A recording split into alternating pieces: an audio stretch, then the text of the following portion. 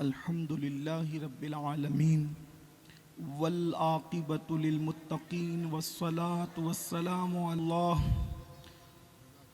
حق تقاتہ ولا تموتن الا وانتم مسلمون۔ میاں صاحب قبلہ لطیفی اشرفی، بزرگ عالم دین حضرت علامہ حافظ اللہ بخش صاحب، حضرت علامہ ابو بکر اشرفی صاحب، برادر مکرم حضرت مولانا حافظ امین رضوی صاحب، برادر ذی قدر حضرت مولانا صادق رضوی صاحب، بانی محفل حضرت مولانا سید محمد قادری صاحب، برادر گرامی قدر حضرت علامہ سلیم اکبری صاحب، و جمیع عرش و مقام سادات کرام، علماء ذوی الاحترام، حاضرین محفل، پردہ نشین ماؤں اور بہنوں، چار اساز دردمنداز، صلی اللہ تعالی علیہ وآلہ وصحبہ وبارک وسلم کی بارگاہ بے کس پناہ میں جس طریقے سے پڑھاؤں سب مل کر بلند آواز سے میرے ساتھ پڑھ لیں۔ الصلاۃ والسلام علیک یا رسول اللہ، الصلاۃ والسلام علیک یا نبی اللہ، الصلاۃ والسلام علیک یا حبیب اللہ، وعلی آلک واصحابک یا نور اللہ، صلی اللہ تعالی علیہ وسلم۔ نعمتیں بانٹتا جس سمت وہ ذیشان گیا، ساتھ ہی منشی رحمت کا قلم دان گیا، لے خبر جلد کے غیروں کی طرف دھیان گیا، میرے مولا میرے آقا تیرے قربان گیا، دل ہے وہ دل جو تیری یاد سے معمور رہا، سر ہے وہ سر جو تیرے قدموں پہ قربان گیا، آہ وہ آنکھ کے ناکام تمنا ہی رہی، ہائے وہ دل جو تیرے در سے پر ارمان گیا، انہیں جانا انہیں مانا نہ رکھا غیر سے کام، انہیں جانا انہیں مانا نہ رکھا غیر سے کام، للہ الحمد میں دنیا سے مسلمان گیا، للہ الحمد میں دنیا سے مسلمان گیا۔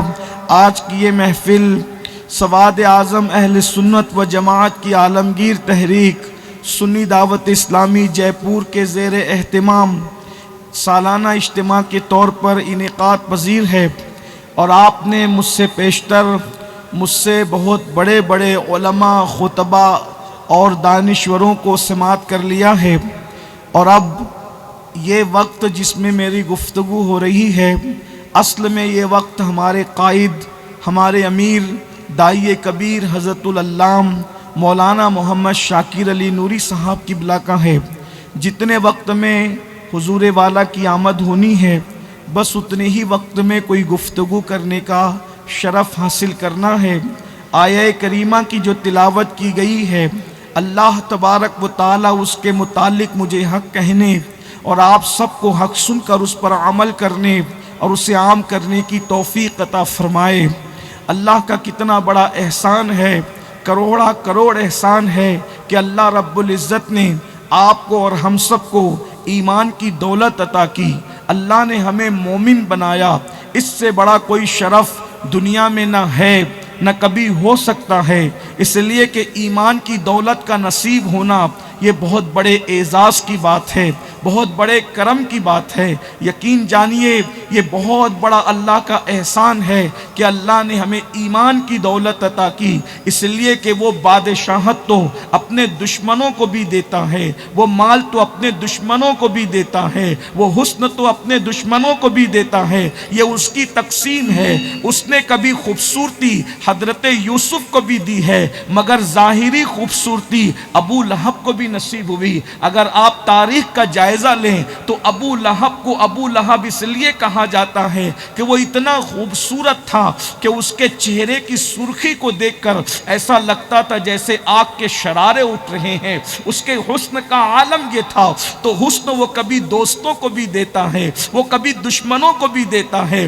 بادشاہت اگر ذوالقرنین جیسے دوست کو دیتا ہے تو نمرود جیسے دشمن کو بھی دیتا ہے. بادشاہت اگر وہ سلیمان جیسے محبوب کو دیتا ہے تو فرعون جیسے مردود کو بھی دیتا ہے. اسی پر آپ سمجھ لیں اللہ اپنی جو نعمتیں چاہتا ہے دوست اور دشمن سب کو دیتا ہے, بلکہ کبھی کبھی دشمنوں کو ظاہری دولت اتنی عطا کرتا ہے کہ اقبال جیسا کلندر بھی شکایت کرنے لگتا ہے. اللہ اکبر. اور یوں کہتا ہے رحمتیں ہیں تیری اغیار کے کاشانوں پر, رحمتیں ہیں تیری اغیار کے کاشانوں پر, برق گرتی ہے تو بیچارے مسلمانوں پر. مگر یاد رکھیے ہر دولت کھیت اور کھلیان دوست اور دشمن سب کو دیتا ہے, تخت اور تاج دوست و دشمن سب کو دیتا ہے, مگر ایمان کی دولت صرف اسی کو دیتا ہے جس کو اپنا محبوب بناتا ہے, جس کو اپنا مقبول بناتا ہے. اور یاد رکھنا حضرت آدم کے زمانے سے لے کے آج تک جتنے مومن ہیں یقیناً سب مقدر کے بہت بلند مرتبے پر فائز ہیں, مگر مومن پھر وہ مومن جو محبوب کی امت میں پیدا کیے گئے ہیں, جو حبیب کی امت میں پیدا کیے گئے ہیں.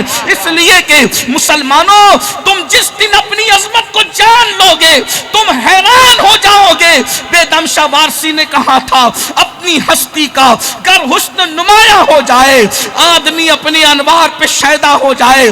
تمہیں اپنی عظمت نہیں پتا, تمہیں اپنا مقام نہیں پتا, تمہاری عظمت یہ ہے دیوان گانے عشق محمد کو دیکھ کر گھبرا گئی ہے گردش دورہ, کبھی کبھی گردن میں ہاتھ ڈالے ہیں ماہو نجوم نے, گزرا ہے ان حدوں سے مسلمان. کبھی کبھی دنیا تمہیں اتنا مصروف کر دینا چاہتی ہے کہ تم اپنے آپ کو پہچان نہ سکو, تم اپنی عظمت کو پہچان نہ سکو. کروڑوں تاج تمہارے اسلاف کے قدموں میں تھے. کہنے والے نے کہا ہے ایسے درویشوں سے ملتا ہے ہمارا شجرہ جن کے قدموں میں کئی تاج پڑے رہتے ہیں. لوگوں کو اپنی بادشاہت پر ناز ہے, ہمیں محمد الرسول اللہ کی غلامی پہ ناز ہے.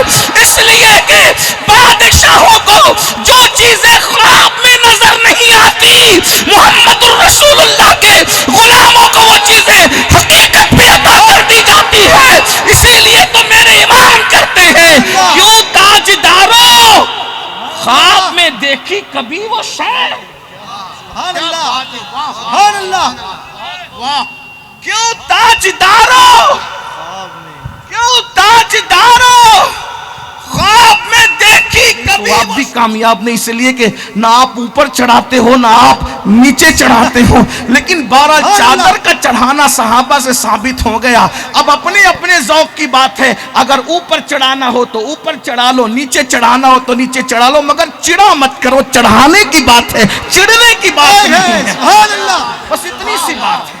سبحان اللہ, اگر آپ سیاہ ستہ پر بہت ناز کرتے تو ہم سیاہ ستہ سے پیش کریں.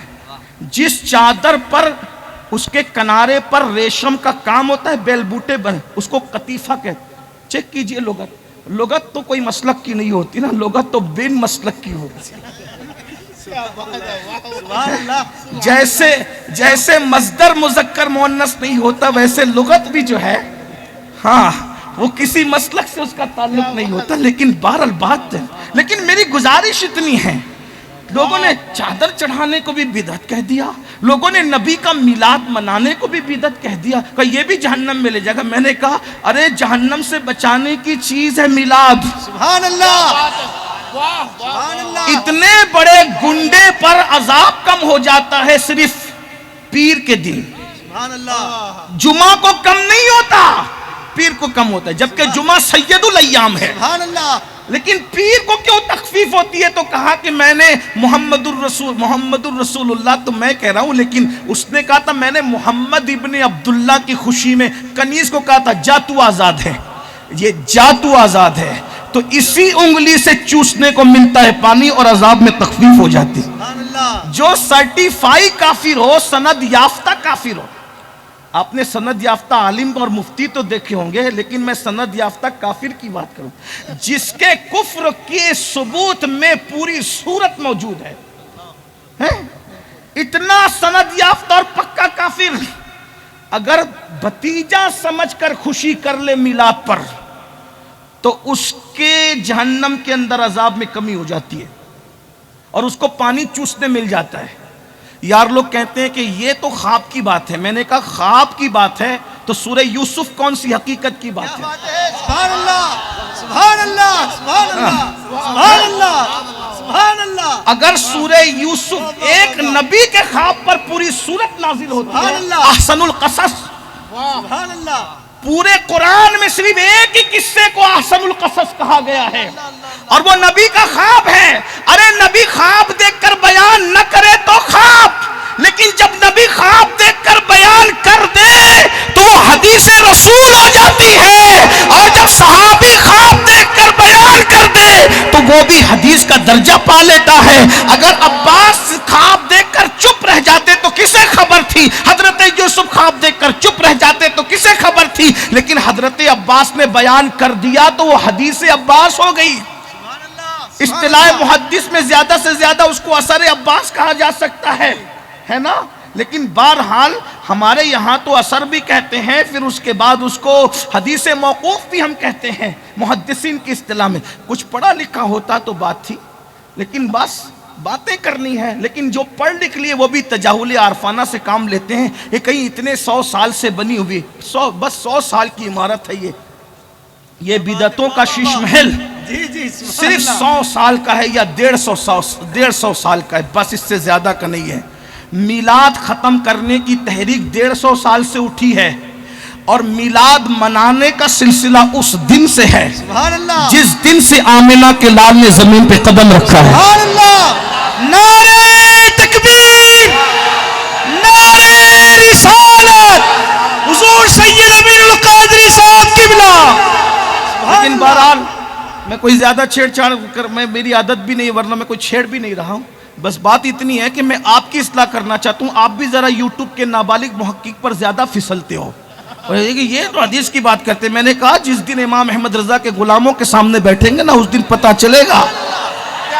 ہاں، ہمارے ایک آدمی نے اتنی کتابیں لکھ دی ہے کہ 150 سال میں اتنا لکھنے میں کامیاب نہیں ہوئے، اور وہ بھی کتاب ایسی نہیں کہ پنساری کو ہلدی کا کھڑا ملا تو چوہے کو ہلدی کا کھڑا ملا تو پنساری کی دکان کھل گئی، ایسا نہیں کہ ادھر سے نکالا اور پوری کتاب بن گئی، نہیں۔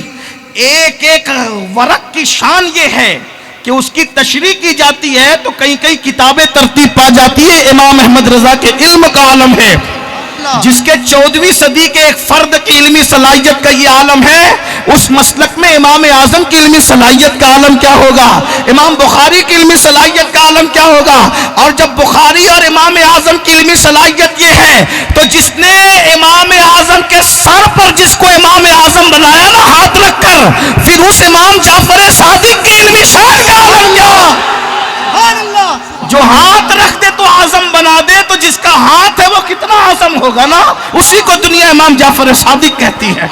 اور جب صادق کا یہ عالم ہے تو پھر باقر کا عالم کیا ہوگا، اور جب باقر کا یہ عالم ہے تو زین العابدین مظلوم کربلا سید سجاد کا عالم کیا ہوگا، اور جب سید سجاد ایسا ہے تو جس کے سینے سے سجاد نے سینہ لگا کر علم حاصل کیا، اس تاجدار کربلا فاتح کربلا امام حسین ابن علی کے علم کا عالم کیا ہوگا۔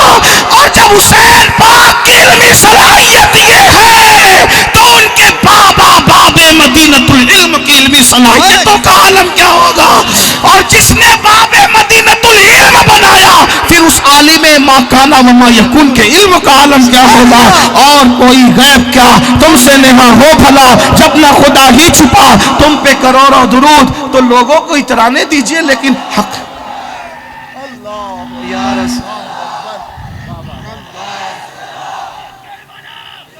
اب نہ کہنا کہ وہ خواب میں ہے۔ حضرت عباس نے بیان کیا تو وہ حدیث ہے، لیکن چلے میں حدیث کہہ رہا ہوں تو بخاری کی کتاب خوابوں کی کتاب ہے یا حدیث کی کتاب ہے؟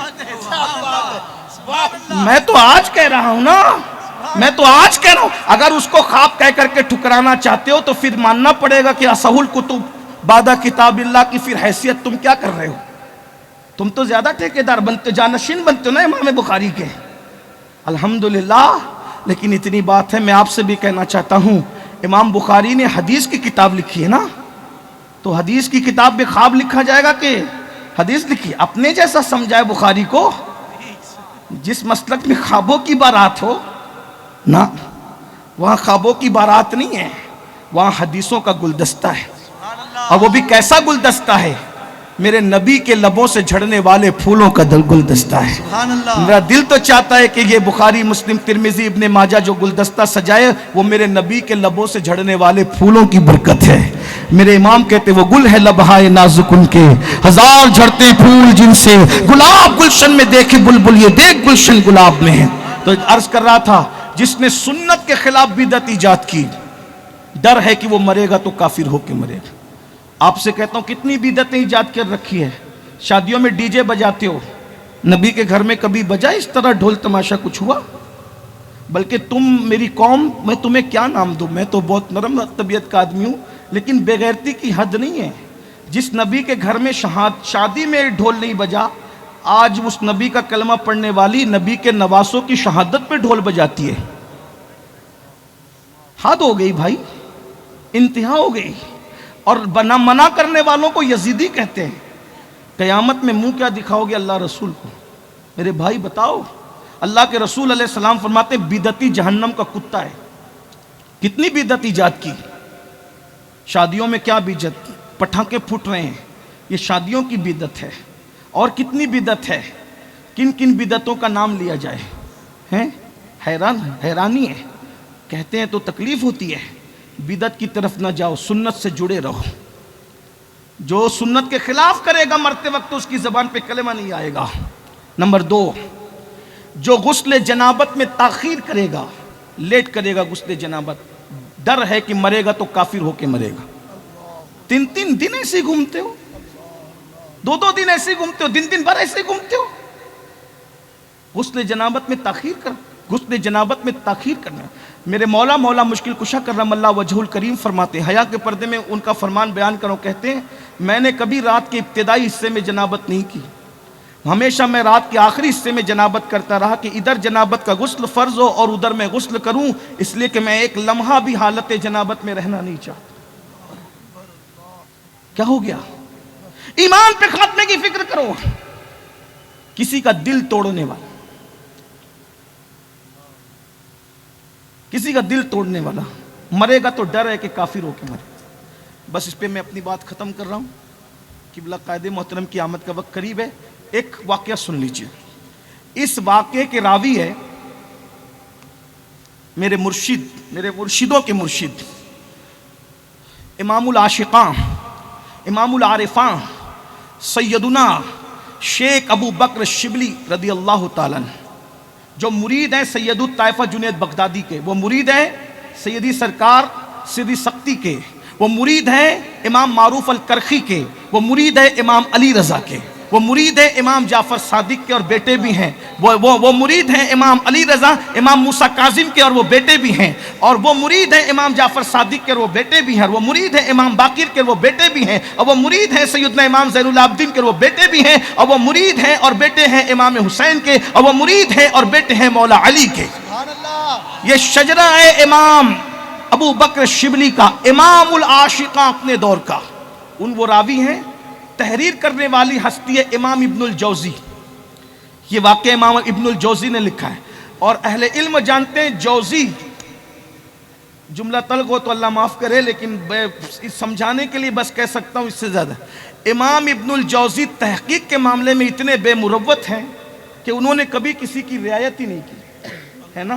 ابن الجوزی نے کسی کی رعایت نہیں کی، چھان پھٹک کے معاملے میں بڑوں کو سائڈ کیا، اور نہیں میری تحقیق پہ پورا نہیں اترتا، میں نے نہیں لکھنا۔ دیکھ لیجئے آپ، ابن الجوزی انہوں نے لکھا اپنی کتاب میں، اور بھی لوگوں نے لکھا۔ اب سننا، دل توڑنے والا کیسے کافر ہوتا اور کیسے کیسے لوگ مرتے ہیں کفر میں۔ بیوی کا دل توڑا، ماں کا دل توڑ رہے ہو، باپ کا دل توڑ رہے ہو، دوستوں کا دل توڑ رہے ہو، جس کے ساتھ اٹھتے بیٹھتے، دلوں کا خیال ہی نہیں ہے۔ مسجد بنا رہے ہو اور دل توڑ رہے ہو. ہر سال کعبے کی زیارت کے لیے جا رہے ہو، دل توڑ رہے ہو. عارف رومی نے کہا تھا کعبے سے افضل تو مومن کا دل ہے، کیونکہ کعبہ خلیل نے بنایا ہے، دل رب جلیل نے بنایا ہے. کعبے کے ارد گرد مخلوق طواف کرتی ہے اور مومن کے دل میں انوار الہی کا نزول ہوتا ہے. ذرا غور تو کیجئے نا، آج دلوں کا خیال کس کو ہے؟ برادری کے نام پہ دل ٹوٹ رہے ہیں، مدرسوں کے نام پہ دل ٹوٹ رہے ہیں، تنظیموں کے نام پہ دل ٹوٹ رہے ہیں، ٹوپیوں کے نام پہ دل ٹوٹ رہے ہیں، جلسوں کے نام. کسی کو کسی کے دل کا خیال بھی ہے؟ یہ بھی عقیدہ ہے کہ یار دلوں میں رہتا ہے. پھر اس کے بعد دل توڑنا کیا معنی رکھتا ہے؟ یہ نہیں پڑھتے تو دل میں تو آتا ہے، سمجھ میں نہیں آتا. میں جان گیا بس تیری پہچان یہی ہے. تو جلدی جلدی بات پوری کروں. شیخ اندلس بہت بڑے محدث تھے. شیخ ابو بکر شبلی کے زمانے میں اتنا بڑا محدث کہ بغداد میں اس زمانے میں ان سے بڑا محدث مشہور نہیں ہوا. ان کا میں نام نہیں لوں گا تاکہ نام پردہ راز میں رہے. ان کو شیخ اندلس کے نام سے جانا گیا، بلکہ شیخ اندلس میں نے کوشش کی کہ ان کا اصل نام چھپانے کے لیے، کیونکہ وہ شیخ اندلس کے نام سے بھی ان کا لقب تھا، جانے جاتے تھے. انہوں نے ارادہ کیا ہم حج کو جائیں گے. دھیان سے سننا، انہوں نے ارادہ کیا حج کو جائیں. تو شیخ ابو بکر شبلی اور جنید بغدادی جیسے بزرگوں نے کہا کہ چلو بھائی جب حج ہی کو جانا ہے تو شیخ اندلس کے ساتھ چلتے ہیں حج کے لیے. یعنی جس کے ساتھ سید الطائفہ جیسے لوگ حج کو جائیں، کیا وہ آدمی رہا ہوگا؟ اور سید الطائفہ کوئی معمولی آدمی نہیں ہے. یہ جو ولیوں کے بارے میں اور پیروں کے بارے میں آپ کا دماغ ہے نا کہ وہ پڑھے لکھے نہیں ہوتے. آپ کو پتہ ہونا چاہیے جنید بغدادی وہ عالم دین ہے، عالم ربانی. 7 سال کی عمر میں مکے میں کئی 100 علماء جمع تھے. ایک سوال آیا، کوئی جواب نہیں دے سکا. بڑے بڑے محدث علماء جواب نہیں دے سکے. آپ اپنے ماموں امام سری سختی کے ساتھ گئے ہوئے تھے مکہ شریف. تو ماموں کو کہا 7 سال کی عمر میں ماموں جان میں جواب دوں؟ سبحان اللہ. تو امام سری سختی کو بڑا ناز تھا اپنے بھانجے پہ. تو دو جواب. تو سینکڑوں علماء جس جواب پر خاموش ہو گئے، 7 سال کی عمر میں میرے مرشد سید الطائفہ جنید بغدادی نے اس مسئلے کو حل کر کے جواب دیا. تو وہ سینکڑوں علماء نے مل کر کے ان کو 7 سال کی عمر میں لقب دیا کہ یہ بچہ نہیں، یہ تو طاؤس العلماء ہے، یہ علماء کی جماعت کا مور ہے، مور. ہاں، یہ علماء کی جماعت کا طاؤس العلماء ہے. جس طریقے سے مور پرندوں میں منفرد ہے، کسی پرندے کو 1 رنگ دیا، کسی پرندے کو 2 رنگ دیا، اور مور کو رنگا رنگ کر دیا. وہ طاؤس العلماء کا لقب ملا کس کو؟ امام جنید بغدادی کو. یہ تو آج کل آپ نے گڑھ لیا ہے نا کہ جو قبرستانوں میں چلم پیتے وہ ولی ہے، جن کو یزید اور یجید میں فرق نہیں ہے، تم ان کو ولی کہتے ہو. معیار کتنا گھٹ گیا. کہاں سید الطائفہ، کہاں امام ابو بکر شبلی. معیار کتنا گھٹ گیا. کہاں معین الدین غریب نواز. غریب نواز کو سمجھا کیا؟ ساگر کو گھاگر میں صرف سمیٹنے والا نہیں، جو 10 سال سے زیادہ مسجد نبوی کے اندر سارے محدثوں کا سردار رہا ہو، اسے سرکار غریب نواز کہا جاتا ہے. نعرہ تکبیر، نعرہ رسالت. خواجہ عمر اُستاد جو مدینہ منورہ کے محدثوں پر ایسی فوقیت رکھتا تھا. اللہ کرے جملہ میرے مرشد غریب نواز کی بارگاہ میں مقبول ہو تو مجھ پہ نظر ہو جائے. غریب نواز محدثین مدینہ پہ وہ فضیلت رکھتے تھے جیسے ساری خوشبوؤں کو کافور ڈھانپ لیتا ہے، ویسے غریب نواز نے اپنی علمی صلاحیت سے اس زمانے کے محدثوں کو ڈھانپ لیا تھا. یہ سرکار غریب نواز کا علم حدیث ہے. یہ آپ اور بات ہے کہ آج معیار گھٹ گیا. جو انگلیوں کے اندر انگوٹھیاں پہن کے گھوم رہے ہیں، آج آپ ان کو پہنچے ہوئے کہہ دیا آپ کا معیار ہے. نظام الدین اولیاء شیخ الاسلام کہلائے. ارے کچھ کہیں نہیں جاتے، اپنے شہر کو دیکھ لیتے جسے دنیا قطب الاقطاب خلیفہ فخر ملت والدین حضرت مولانا خواجہ ضیاء الدین چشتی نظامی کے نام سے جانتی ہے. جانتے وہ کون ہستی ہے؟ ان کے علم حدیث کی بنیاد پہ ان کو مولانا کہا گیا. آج تو ہر داڑھی رکھنے والا مولانا، یہ اس زمانے میں مولانا کہے گئے. جس زمانے میں جلدی سے درسی کتب پڑھنے پڑھانے والوں کو بھی کوئی مولانا کہنے کے لیے تیار نہیں۔ میرے بھائی ابھی 70 سال تک کے مولوی ہی کہا جاتا تھا زیادہ تر لوگوں کو، یعنی مولانا بھی نہیں کہا جاتا۔ یہاں تو ہر خطیب علامہ ہے، اللہ رحم کرے، ہاں اللہ کی پناہ۔ ہاں کچھ کہوں تو کہا نہیں جاتا، چپ رہوں تو معاف کر دیجئے گا۔ میں بات کر دیجیے، یعنی آپ مولانا ضیاء الدین جب کہتے تو یہ مت سمجھنا کہ امین القادری بھی مولانا کہتا ہے، ضیاء الدین صاحب بھی مولانا۔ یہ زمین اور آسمان سے بڑا فرق ہے بھائی، تحت الثری اور عرش سے بڑا فرق ہے۔ ہاں کتنا فرق ہے بتاؤں؟ مولانا اس کو کہا ولیوں نے جو صرف کتاب پڑھنا نہیں جانتا بلکہ لوح محفوظ کی تحریر پڑھنا جانتا ہے، جس کی نگاہ، عارف رومی کہتے ہیں جس کی نگاہ فرش پہ بیٹھ کر لوح محفوظ پر ہو اسے مولانا کہتے ہیں۔ وہ اس زمانے کا مولانا ہے جسے ضیاء الدین تم کہتے ہو۔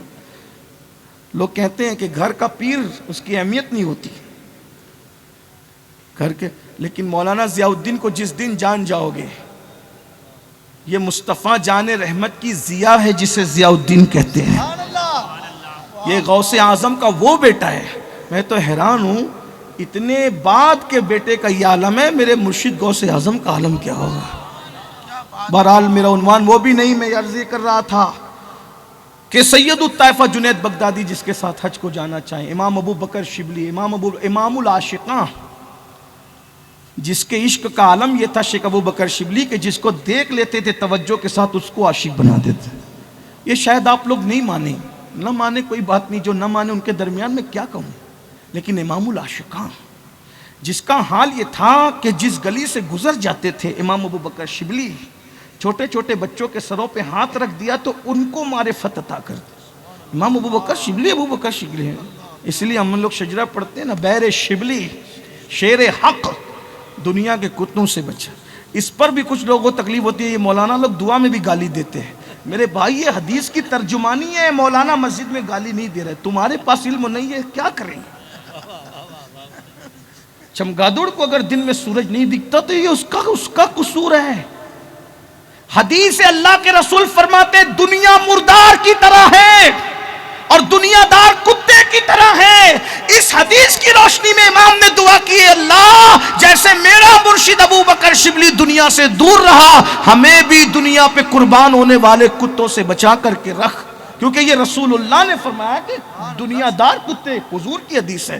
کیمیاء سعادت اٹھا کے دیکھ لے، احیاء العلوم اٹھا کے دیکھ لے، مکاشفۃ القلوب اٹھا کر دیکھ لے، کشف المحجوب اٹھا کر دیکھ لے، رسالہ کشیریہ اٹھا کے دیکھ لے، قوت القلوب اٹھا کے دیکھ لے، اور اس کے علاوہ یہ تو تصوف کی کتابوں میں ہے، حدیث کی کتابوں میں بھی الترغیب والترہیب میں اٹھا کر دیکھ لے، کنز العمال میں اٹھا کے دیکھ لے۔ حضور فرماتے ہیں صلی اللہ علیہ وآلہ وسلم کہ دنیا مردار کی طرح ہے اور دنیا دار کتے کی طرح ہے۔ اور کیا میرے نبی نے فرمایا، ہائے ہائے، اگر وقت ہوتا تو بات کرتا، لیکن میں اس پہ 1 منٹ میں بات کر دوں۔ امام غزالی اس کی شرح کرتے ہوئے لکھتے ہیں، نبی نے دنیا کو مردار کہا، وہ تو مردار ہے ہی، لیکن دنیا دار کو کتا کیوں کہا حضور نے؟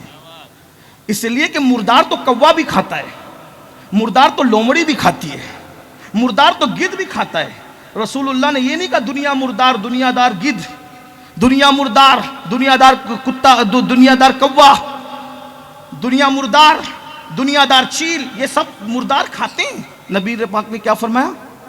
سنیں، کیا میرے نبی کی زبان ہے، وہ سخن ہے جس میں سخن نہ ہو، وہ بیان ہے جس کا بیان۔ آ جائے نا قیامت تک علم والے، ایک حدیث کی شرح کرتے تو زندگی گزر جائے۔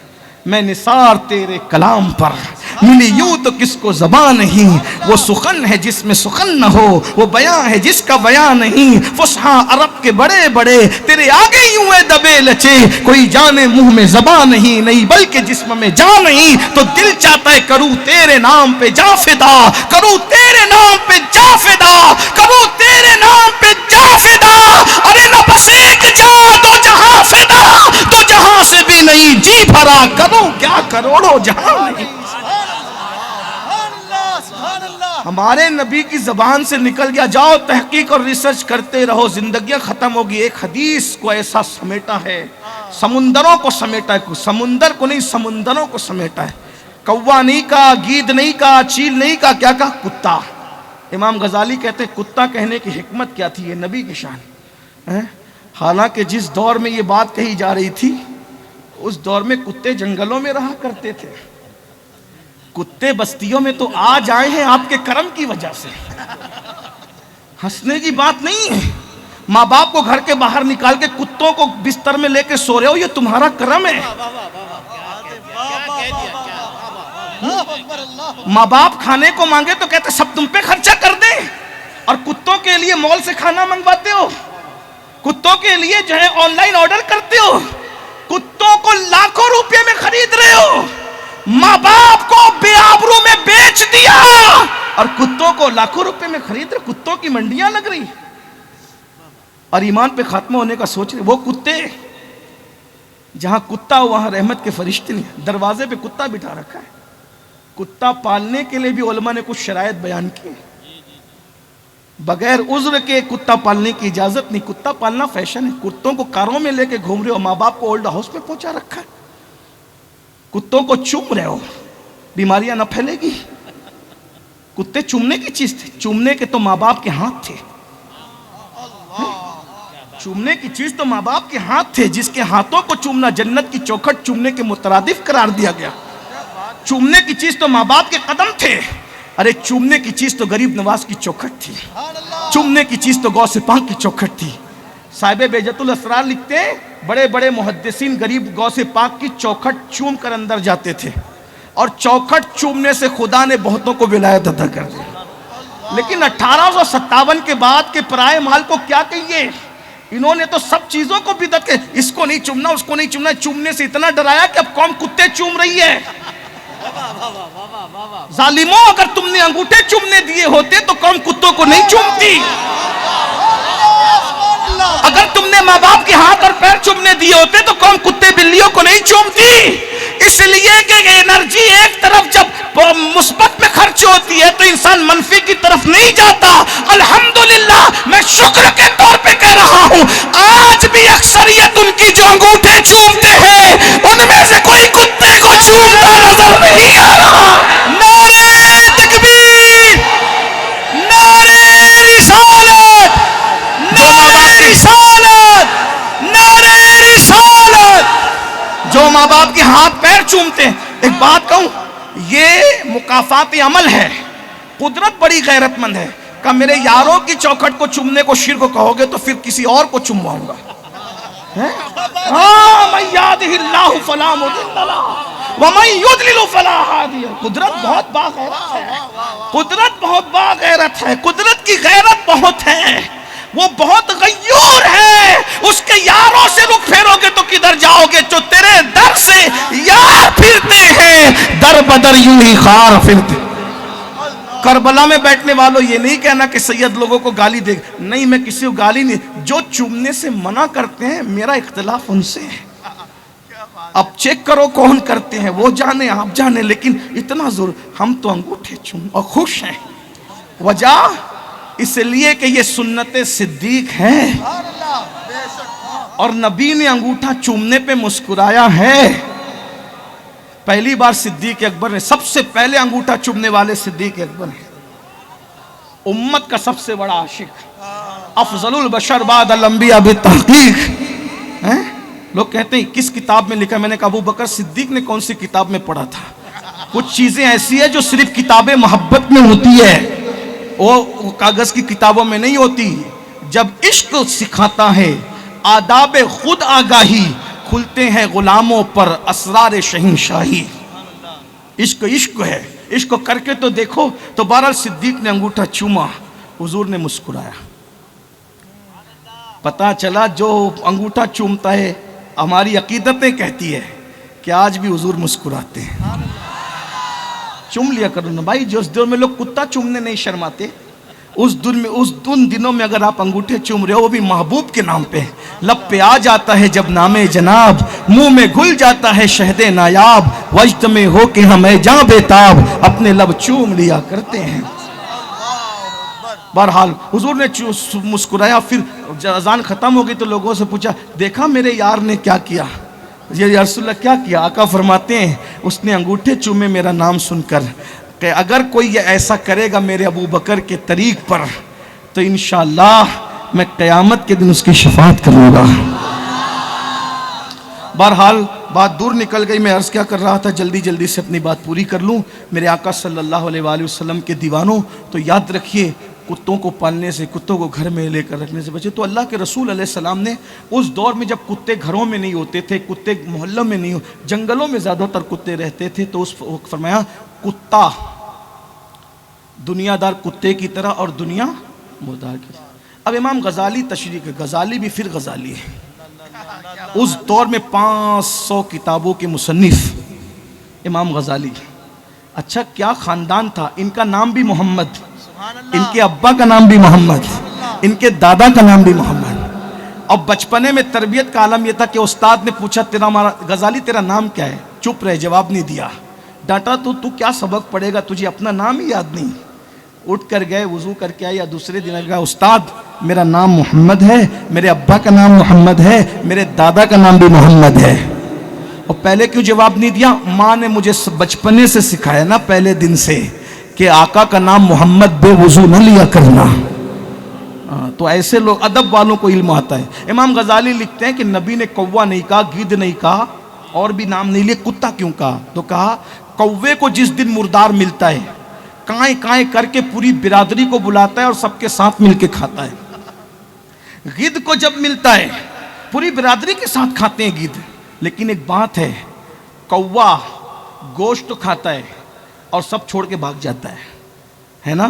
لومڑی گوشت تو کھاتی ہے، سب چھوڑ کے بھاگ جاتا، دوسرے کھائیں تو وہ احتجاج نہیں کرتی، لیکن کتا ایسا ہے، نمبر 1 جب اس کو مردار ملتا ہے تو سگے بھائی کو بھی بھول جاتا ہے، اور اگر آ جائے تو بھونک بھونک کر بھگا دیتا ہے، اور پھر چمڑا بھی خود ہی کھاتا ہے، گوشت بھی خود ہی کھاتا ہے، ہڈی بھی خود ہی کھاتا ہے، سب ہڑپ کر جاتا ہے، کسی کو کھانے نہیں دیتا۔ حضور فرماتے ہیں دنیا دار بھی ایسے ہی ہوتے ہیں، جن کے دل میں دنیا کی محبت پیدا ہوتی ہے، پھر وہ رشتوں کو بھول جاتے ہیں، نہیں دیکھتے آج سگے بھائی پہ جادو ہو رہا ہے دنیا کی محبت کی وجہ سے، سگے بھائی سے بات بند ہے دنیا کی محبت کی وجہ سے۔ تو بہرحال امام ابو بکر شبلی، بیر شبلی، شیر حق، دنیا کے کتوں سے بچا، ایک کا رکھ عبد واحد بے ریا کے واسطے۔ تو امام ابو بکر شبلی اور حضرت سیدنا سید الطائفہ جنید بغدادی جیسے لوگ حج کو جانا ہے تو کہیں گے شیخ اندلس کے ساتھ حج کو چلتے ہیں، چلو شیخ اندلس حج کو چلے۔ 500 صرف علماء تھے، علماء کتنے؟ 500، جس کے ساتھ 500 علماء حج کو جائیں، عوام کتنی رہی ہوگی؟ سب گئے۔ اب جس گاؤں میں پہنچے، توجہ، جس گاؤں میں پہنچے اس نے دیکھا یار یہ کر و فر سے کیا جلوس آ رہا ہے، وہ جلوس نہیں تھا، وہ تو قافلہ تھا نا، سفر کر رہا تھا، اور کیا جلوس آ رہا ہے۔ وہ ایک عیسائی بندہ آیا، توجہ ہے آپ کی، ادھر ادھر آپ شاید نہیں دیکھ رہے نا، ادھر ادھر توجہ اس طرف ہے نا، تو ایک بار ذرا مدینہ منورہ کا تصور کر کے درود شریف پڑھ لیجئے۔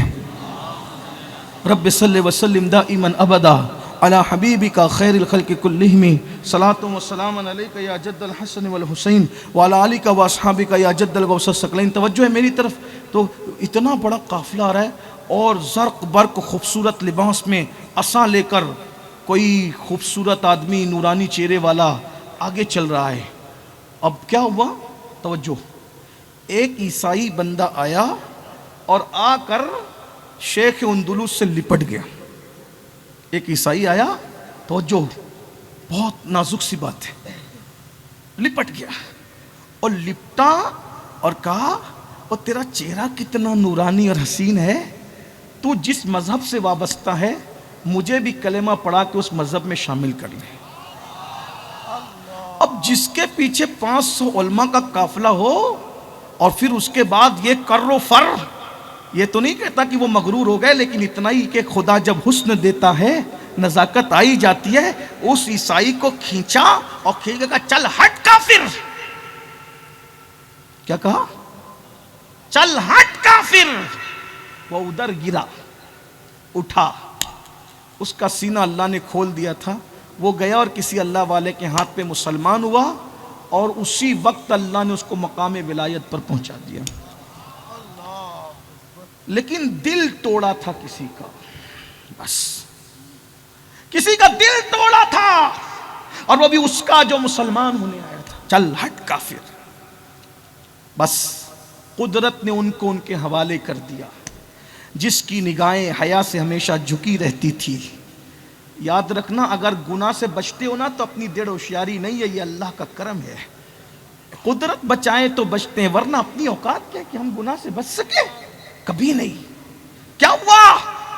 پھر قدرت نے ان کو ان کے حوالے کر دیا، اور جب قدرت نے ان کو ان کے حوالے کیا تو پتہ ہے کیا ہوا؟ پھر بھی خلوص تھا نا، خلوص تھا، علم والے تھے، واقعی علم والے تھے۔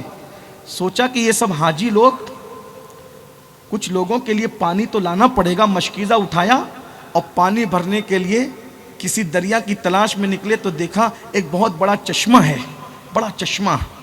جیسے اس چشمے میں مشکیزہ ڈبونا چاہتے تھے تو کیا دیکھا کہ اس ٹھہرے ہوئے پانی میں ایک بہت خوبصورت سی شکل نظر آئی۔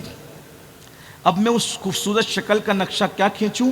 وقت ہوتا تو میں علامہ ارشد القادری کے لب و لہجے میں آپ کو بتاتا کہ وہ حسن ایسا تھا، اس کے گال نہیں، ایسا لگتا تھا جیسے ابھی کسی کیچڑ میں کسی کنول نے مسکرایا ہو۔ اس کے ہونٹ کیا تھے؟ ایسا لگتا تھا جیسے گلاب کی پنکھڑیاں ہوں۔ اس کے چہرے کے رخسار کی لالی دیکھ کر لالا رخوں کی جو ہے وہ رعنائیاں یاد آتی تھی۔ بارک اللہ، بارک اللہ۔ حضرت کی طبیعت دلیل ہے، اللہ پاک سے دعا کہ اللہ شفا عطا فرمائے، اللہ ہمارے بزرگوں کو شفا۔ یہ اس کے حسن کا عالم تھا، یہ اس کے جمال کا عالم تھا۔ پھر کیا ہوا؟ پھر یہ ہوا، اللہ اکبر، جیسے ٹھہرے ہوئے پانی میں کسی کی شکل دیکھی، پلٹے اور جب اس حسن کو دیکھا تو دیکھتے رہ گئے۔ آج سے پہلے کسی پہ نظر پڑتی تھی تو اللہ دیکھ رہا ہے، نظر جھکا لیتے تھے، لیکن آج جب قدرت نے ان کو ان کے حوالے کر دیا تو دیکھتے رہ گئے، اور جب دیکھتے رہ گئے تو پھر کیا ہوا؟ اللہ اکبر، اے لڑکی تو کتنی خوبصورت ہے، کیا تو میرے ساتھ شادی کرے گی؟ کہا میں تو یہ جو گرجا کا جو رہنما ہے نا، عیسائیوں کا جو بڑا پادری ہے، میں اس کی بیٹی ہوں، راہب کی بیٹی ہوں، میرے ابا سے پوچھو۔ اور جب ابا سے پوچھنے کے لیے وہ گئے تو اس راہب نے کہا میں اپنی بیٹی سے پوچھتا ہوں، اگر میری بیٹی اجازت دے تو میں تمہارے ساتھ نکاح کر دوں گا۔ پتہ ہے پھر کیا ہوا؟ اس بیٹی سے جب باپ نے پوچھا تو یہ کان لگا کے سن رہے تھے، بیٹی نے کہا یہ مسلمان اور وہ بھی مسلمانوں کا رہنما، اور ہم عیسائی، ہم نکاح نہیں کریں گے جب تک یہ عیسائی نہ ہو جائے۔ بس یہ لڑکی نے کہا اگر یہ عیسائی ہو گئے تو ہم نکاح کر لیں گے۔ انہوں نے فوراً کہا میں عیسائی ہونے کے لیے تیار ہوں۔ غور کر رہے ہیں؟ ایمان چھیننے کا معاملہ، صرف کسی کا دل توڑا تھا، کسی کا، میں عیسائی ہونے معاذ اللہ تیار ہوں۔ اور اس کے بعد لڑکی نے کہا ابھی تو کہہ رہے ہو اور نکاح کرنے کے بعد میرے حسن اور میرے جمال کو چوس لوگے اور بھوروں کی طرح بھاگ گئے تو؟ ایسے نہیں، میں 1 سال تک چیک کروں گی کہ تم واقعی مجھ سے محبت کرتے ہو۔ تو کہا پھر؟ کہا میں سور چرانے جاتی ہوں، میرے سور چرانے کے لیے میرے ساتھ چلنا پڑے گا۔ اسی وقت عصا لے کر کے چلے، اور کبھی ٹیک لگا کر جس عصا کو حدیث کا درس دیتے تھے اسی عصا سے سور چرانا شروع کیا۔ لوگوں کی جب آنکھ کھلی تو لوگوں نے کہا بھئی شیخ اندلس کدھر ہے؟ تو جب ڈھونڈنے نکلے تو دیکھا کہ وہ وہاں پر سور چرا رہے ہیں۔ لوگوں نے کہا شیخ کیا ہو گیا؟ آنکھ سے آنسو ہے، اللہ کی خفیہ تدبیر میں مبتلا ہو گیا ہوں، بس حج کو چلنا ہے، کہا تم جاؤ میں نہیں آتا، بس میرا تمہارا سفر اور ساتھ یہیں تک تھا۔ میرے بھائیوں، یہ دل توڑنے کا انجام ہے۔ پھر کیا ہوا؟ لوگ بہت روئے، ساری رونق روٹھ گئی، قافلے کی ساری رونق غائب ہو گئی۔ وہ گئے، روتے رہے، گڑ گڑاتے رہے، کوئی کسی سے بات نہ کرتا تھا، کسی کا دل نہ لگتا تھا۔ عرفات میں بہت دعائیں کی، مزدلفہ میں دعائیں کی، بہت دعائیں ہوئی، واپس پلٹ کر آئے۔ جب واپس پلٹ کر آئے تو پھر دیکھا شیخ اسی طریقے سے خنزیر چرا رہے ہیں، سور چرا رہے ہیں، اور سور کے چھوٹے چھوٹے بچے جب چلنے سے بیٹھ جاتے ہیں ان کو اپنے کندھے پہ اٹھا لیتے ہیں۔ غور فرمائیے گا پھر کیا ہوا؟ پھر یہ ہوا کہ انہوں نے بہت منایا، بہت سمجھایا، تو انہوں نے بتایا کہ میں قرآن بھی بھول گیا ہوں، مجھے اب قرآن بھی یاد نہیں، میں حدیثیں بھول گیا ہوں، مجھے کچھ یاد نہیں، لوگوں نے بہت سمجھایا، کہا اب مجھے کچھ سجھائی نہیں دیتا، مجھے کچھ دکھائی نہیں دیتا، اس لڑکی کے حسن کے سوا مجھے کچھ سنائی اور دکھائی نہیں دیتا۔ بہرحال لوگ نکلے، بہت دور پہنچے، بغداد جا کے منہ کیا دکھائیں گے، تو دور سے دیکھا کسی کے چلانے کی آواز آ رہی ہے۔ جب چلانے کی آواز آئی لوگوں نے پلٹ کے دیکھا، شیخ اندلس تھے، انہوں نے غسل کیا، اچھے کپڑے پہنے اور آ کر کہا گواہ رہنا میں توبہ کر کے پھر سے مسلمان ہوتا ہوں۔ اللہ نے ان کو پھر ایمان کی دولت عطا کی لانے کے لیے۔ اور ہندوستان میں تو اتنے کام ہے، ایسا لگتا ہے کہ گنتے گنتے لوگوں کی انگلیاں تھک جائے گی، لیکن کاموں کی فہرست ختم نہیں ہوگی۔ آئیے پھر اسی مرد قلندر کی طرف چلتے ہیں، اور حضرت کو ہم کیا آواز دیں بلکہ بڑے ادب کے ساتھ اپنے قائد، اپنے امیر حضور داعیہ کبیر کی بارگاہ میں گزارش کرتے ہیں کہ حضور والا صبح سے لے کر اب تک اور سر شام سے لے کر یہاں تک ہر ایک بندہ آپ کے ملفوظات حسنہ کو سننے کے لیے بے چین ہے۔ آپ تشریف لا چکے ہیں، مائک حضرت کی خدمت میں پیش کر دیا جائے، اور حضرت سے ہم سب اپنے قائد سے، اپنے امیر سے ناصحانہ گفتگو کو سماعت کرنے کا شرف حاصل کرے۔ جو مجھے 4 مصرے بہت پسند ہے، جو میں اکثر و بیشتر حضرت کو پیش کرتے وقت جو ہے یہ کہتا ہوں، تو دعائیہ کلمات ہے یہ دعائیہ کلمات ہے، یہ اس کو سن لے اور پھر ہم حضرت کی بارگاہ میں چلتے ہیں۔ تو میرے عہد کی تصویر ہے میرے قائد، تو میرے عہد کی تصویر ہے میرے قائد، افق پہ لکھی ہے حکایتیں تیری، غبار شہر پیمبر کی سر پہ چادر ہے، فلک کو چھونے لگی ہے یہ عظمتیں تیری، کیوں رضا آج گلی سونی ہے، اٹھ میرے دھوم مچانے والے۔ ہم بیان بھی سنیں گے انشاءاللہ، اور بیان کے بعد رقت انگیز خصوصی جو حضرت کا طر امتیاز ہے، تصور مدینہ میں ہم دعا میں بھی شریک ہوں گے۔ تو جو لوگ کھڑے ہیں وہ سوچتے ہیں کہ ہم پتہ نہیں کب سٹک جائیں، تو ان کو ابھی جانا نہیں ہے، ان کو تو دعا میں شریک ہونا ہے۔ تو کیا آپ لوگ بیٹھ سکتے ہیں؟ راجستھان والے تو بڑے محبتی لوگ ہیں، اسی لیے تو غریب نواز یہاں تشریف لائے۔ تو دعا میں شریک ہونا ہے، اور دعا میں شریک ہونا چاہیے۔ الدعاء صلاح المؤمن، دعا مومن کا ہتھیار ہے۔ الدعاء مخ العبادہ، دعا عبادت کا مغز ہے۔ الدعاء هو العبادہ، کہ دعا ہی عبادت ہے۔ تو اس لیے میری گزارش ہے دعا میں شریک ہونا ہے، اور انشاءاللہ جو لوگ اب تک کسی پیر کے ہاتھ میں ہاتھ دے کر سچے پیر سے مرید نہیں ہوئے، تو ان کے لیے سنہری موقع ہے۔ ایک ایسی شخصیت آپ کے شہر میں آئی ہوئی ہے کہ جہاں قادریت بھی ہے، چشتیت بھی ہے، نقش بندیت بھی ہے، سہر وردیت بھی ہے ماشاءاللہ۔ تو ایسے پیر طریقت آپ کے شہر میں آئے ہیں جس کی رات و دن کی فکر یہ ہے کہ بھٹکے ہوئے آہو کو پھر سوئے حرم لے چل۔ تو میرے جو بھائی مرید نہیں ہوئے ہیں وہ مرید ہونے کا شرف بھی حاصل کر سکتے ہیں۔ آئیے ذرا تکبیر و رسالت بلند کریں، نعرہ تکبیر۔